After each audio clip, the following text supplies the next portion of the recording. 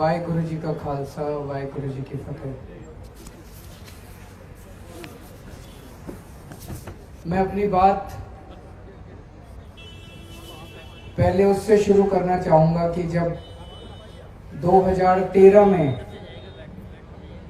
सबसे पहले दिल्ली में हमारी सरकार बनी थी, 49 दिन की सरकार। उस 49 दिन की सरकार में दिल्ली में भ्रष्टाचार कम नहीं हुआ था, खत्म हो गया था, बिल्कुल खत्म हो गया था भ्रष्टाचार 49 दिन की सरकार में। कैसे खत्म हुआ? आप लोगों को याद होगा, जैसे ही हमारी सरकार बनी मैंने ऐलान किया था कि अगर कोई किसी से रिश्वत मांगे, कोई भी अफसर, तो मना मत करना, अपना मोबाइल फोन निकाल लेना, उसको रिकॉर्डिंग पे लगा लेना और वो रिकॉर्डिंग मेरे को भेज देना। मैंने अपना व्हाट्सएप नंबर जारी कर दिया। 49 दिन के अंदर मैंने 32 अफसर जेल भेजे थे।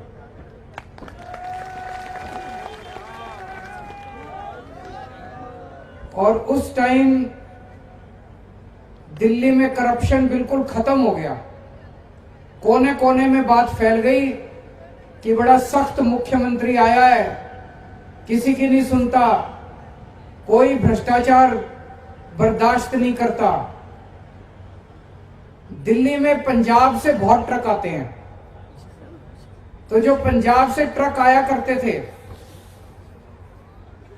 उनको जो रिश्वत देनी पड़ती थी हर ट्रैफिक लाइट पे, बॉर्डर पे, उन्होंने देखा कि रिश्वत खत्म हो गई दिल्ली के अंदर, तो भ्रष्टाचार खत्म हो गया।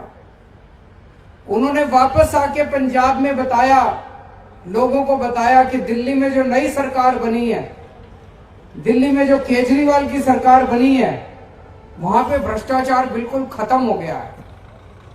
और आप ट्रक वालों ने जो पंजाब में वापस आके बताया, उसका नतीजा था कि अगले लोकसभा चुनाव में पंजाब के लोगों ने हमें 4 MP की सीट दी थी। उनको लगा ये सरकार बड़ी शानदार है।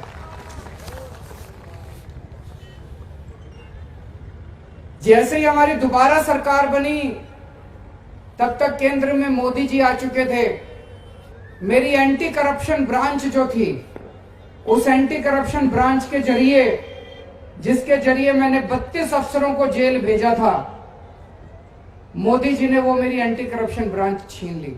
आपको पता है दिल्ली सरकार के पास पूरी शक्तियां नहीं है और हमारी सरकार की काफी सारी पावर छीन ली। अभी मुझे कुछ साथियों ने बताया कि बॉर्डर पे 5 नंबर वाले तंग करते हैं और भी कई सारी समस्याएं हैं। मेरी पावर हो या ना हो, मैं तो सड़क का आदमी हूं।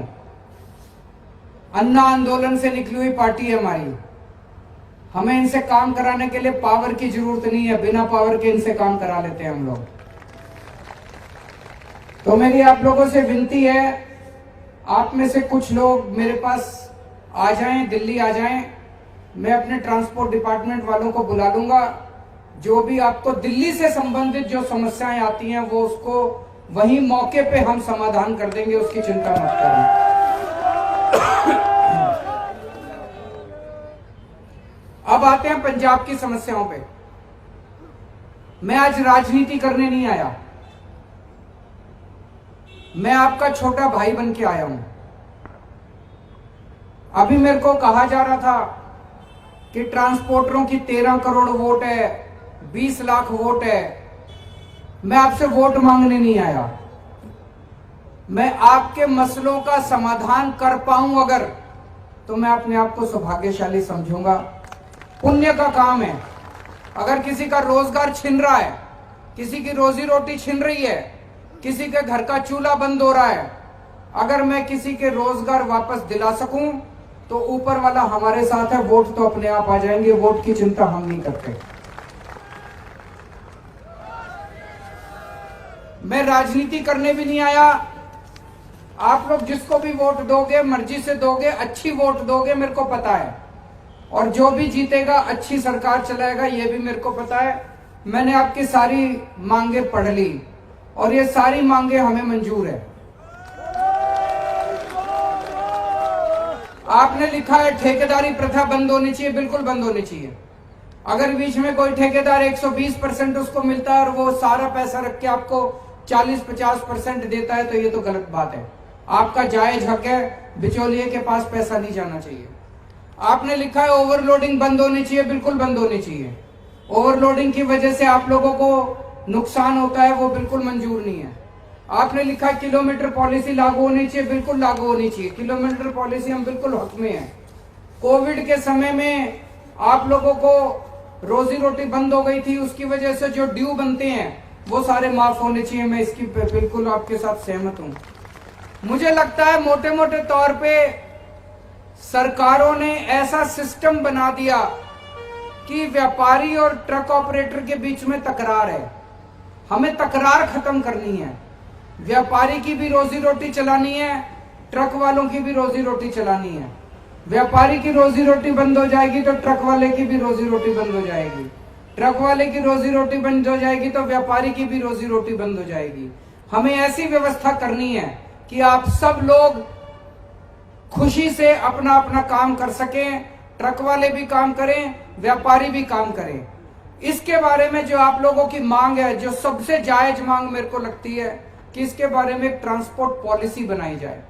और ट्रांसपोर्ट पॉलिसी कोई नेता या अफसर अपने एसी कमरे में बैठ के ना बनाए। ट्रांसपोर्ट पॉलिसी ट्रांसपोर्टर बनाए। आप लोग ट्रांसपोर्टर लोग पॉलिसी बनाओ तो हमारी सरकार आएगी। एक जो सबसे बड़ा वादा मैं करके जा रहा हूं, आपकी यूनियनों में से, आपके लोगों में से, आपके आगुओं में से, आपके प्रधानों में से हम लोग चुन के 10 से 15 लोगों की एक कमेटी बना देंगे। वो कमेटी जो जो हमें बताएगी, जैसे जैसे मार्गदर्शन करेगी, आप आदेश करोगे, सरकार लागू करेगी। इससे बड़ी बात मैं नहीं कह सकता। अभी इस कागज में आपने 8 मांग लिख रखी है। ये मैं आपको यकीन से कह सकता हूं, ये 8 भी मान लूं तब भी जिंदगी तो बहुत बड़ी है। अब 8 और आ जाएंगी अगले साल तक, है कि नहीं है? ऐसा तो है नहीं कि 8 के बाद बस स्वर्ग मिल जाएगा, ऐसा तो है नहीं। तो आपकी सारी मांगे एक कमेटी बनाएंगे, 10 से 15 लोगों की कमीशन बना देंगे। वो कमीशन जो जो बातें कहेगा समय समय पे परमानेंट कमीशन बना देंगे। आपकी जब भी जो भी समस्या आएगी, वो समस्या वो कमीशन जो बोलेगा, वो कमीशन सरकार के ऊपर लागू करना पड़ेगा। सरकार को ये बाध्य होगी सरकार लागू करने के लिए। आपकी सारी मांगे हम मानेंगे। हमें लड़ाई झगड़े किसी भी हालत में नहीं करने। आज सरकारें जानबूझ के इसको उससे लड़ाती हैं, उसको